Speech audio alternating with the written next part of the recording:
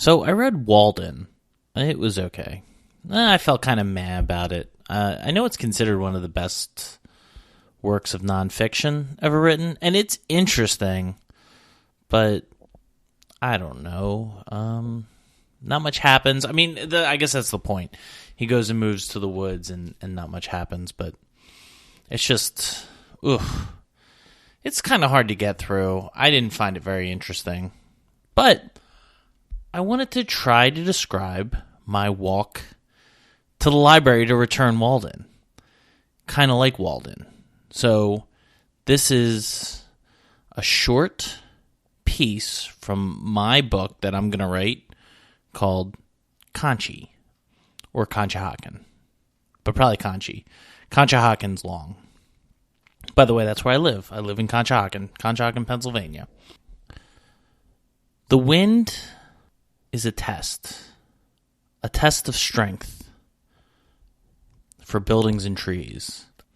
I find windy days like this so interesting. What's not in order in your life gets blown away in the wind. What's not in order on your porch gets blown away. It's a test of buildings. It's the test of trees. It's the test of power lines. Wind is what tests our structures. It's the natural force that tests our structures the most. Sometimes floods. But wind comes along so fast. It's an everyday test of our structures. And on a high wind day like today, you know something's going to fail that test. Something's going to break. Whether it's an old tree branch, an old power line, a part of your home, a part of your neighbor's home. Conshohocken has its wind. It's never that bad. We're not really affected by hurricanes. We get occasional flooding. We live near a river. But the river's far below the city, and it's rare that it crests past its banks. I had to return Walden to the library. And although it was a very windy, cold February day, it was a day for walking, for exploring, for looking around my town. The first part is up a hill. The hill my house is on the bottom of.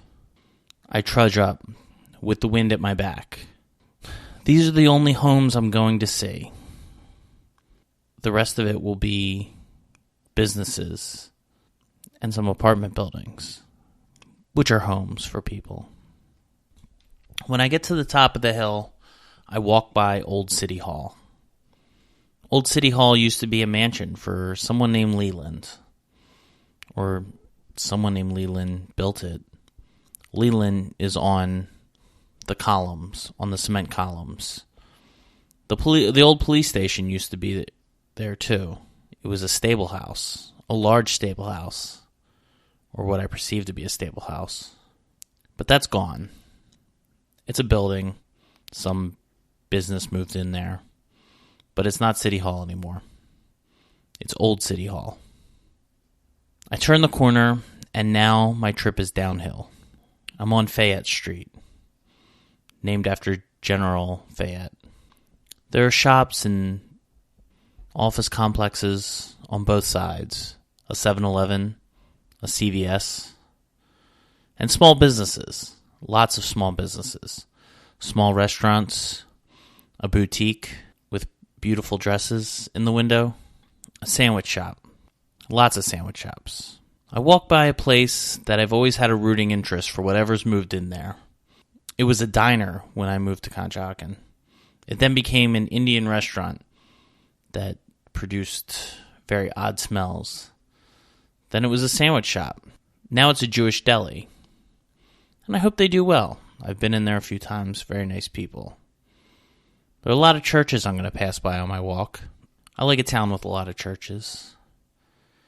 It makes you realize that your community is nothing but smaller communities. These different churches represent smaller communities in our community. There's other things like that, maybe like a gym. But churches, synagogues, mosques, they have such a tight togetherness. And sure, there's infighting in a church. But if you were to take on a church from the outside, those people would come together pretty quickly. Seeing churches makes me think of community. What would happen if someone wanted to do something bad to Conshohocken? How quickly would the residents come together? How quickly would we call ourselves Conshohockenites? Conchyites? Who knows? I then walked by the new police station in Town Hall. And this is the divide in our city. Old and new. If it wasn't such a white suburb, we'd be talking about gentrification.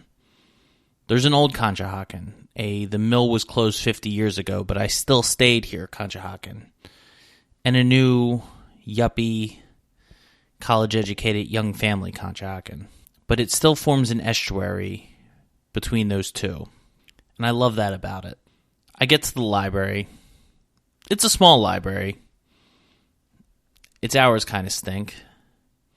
But a library nonetheless. Their book deposit thing is always locked, so you have to walk in. Which I was upset about, but then when I walked in, I was happy. It was warm. The librarian's warmth. The building's warmth. It was a quick drop-off. I laid the book on the counter. A new librarian was there. I've never seen him before. I've never seen a man as a Conshohocken librarian. Not that that matters. He was balding. He seemed nice enough. About my age.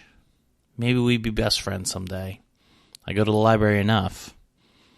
That was maybe my new best friend. I'm going to look him up on LinkedIn. Find out where he lives. And make sure we become best friends. I dropped my book off. Said thank you to him. And left. It's a short walk. Maybe a mile round trip. Now I go up the hill. I should have walked on the other side of the street, I think, to get those views, see what it's like on the other side of town. Fayette divides the town. East side, west side. I'm on the east side of Fayette. I live on the west side. And think of the little slice of New Jersey that Conshohocken is. There's 2 gas stations there, both full service. Why can't I pump my own gas? Is it a rule? Who knows? It's quirky, though. It's the only town I know like that. There's a gas station on the outskirts of town and no gas pumping restrictions there. But these 2 are full-service gas stations. It almost makes me think it's got to be a rule. It's bizarre. I walk by the best sandwich shop in Conshohocken, according to someone. But they have a sign, and it looks official. I've eaten their cheesesteaks. They're pretty good. It's called Masterpiece Grill. Inside is a sort of Grateful Dead, hippie, pictures of Bob Marley vibe. I think that's kind of cool. I walk by a car with a bumper sticker, a Grateful Dead bumper sticker, and I think, is that the owner? It very well could be. Maybe his friends. Everyone in there seems to dig the Dead and likes to smoke pot. I've never seen anyone smoke pot there, but it has that vibe too. But they make great sandwiches and are attentive for seeming potheads. The wind's at my face now. I think people don't stop to talk anymore. I walk by some guy, looks a bit gooberish. On my way to the library, I walked by him. I walked by him this time. We make eye contact, like, what are you doing? And what are you doing? I think he was walking to 7-Eleven. 7-Eleven is the light I cross at. There's a church on the other side where I vote. It's a nice small town, but large enough to have enough small business to be interesting. I walked by Conshohocken Party Supply and said, who knew? Who knew there was a party supply store in this town? I knew. I've walked by it multiple times. But every time I see it, I think to myself, oh, there's a party supply store in this town? And a small one? It's not Party City, it's Conshohocken Party Supply. How could I forget? I've never been inside because I don't throw enough parties. I cross the street, and I end up behind someone walking the same exact speed I am. It's odd how disconcerting this is. For him and for me. Do I slow down to give him a little space? Do I speed up to pass him? I love thinking of these little social interactions. This guy probably lives in my town. He's walking. He seems like he's walked from somewhere to get somewhere, not driven here to walk the beautiful streets of Conshohocken.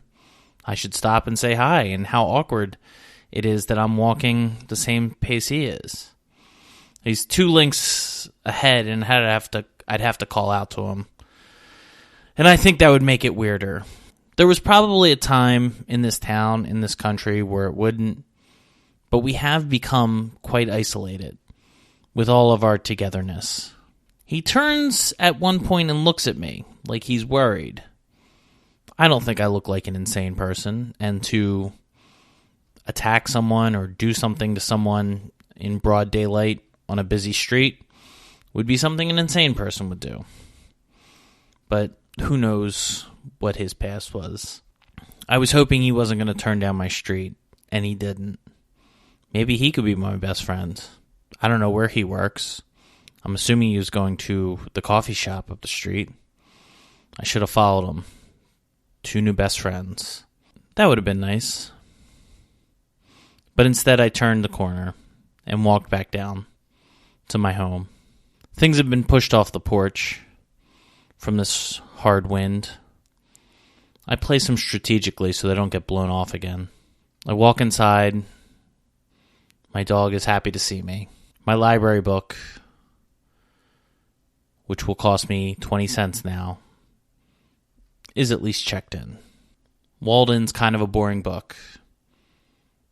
But I think Conshohocken by Bennett Donnelly has some promise.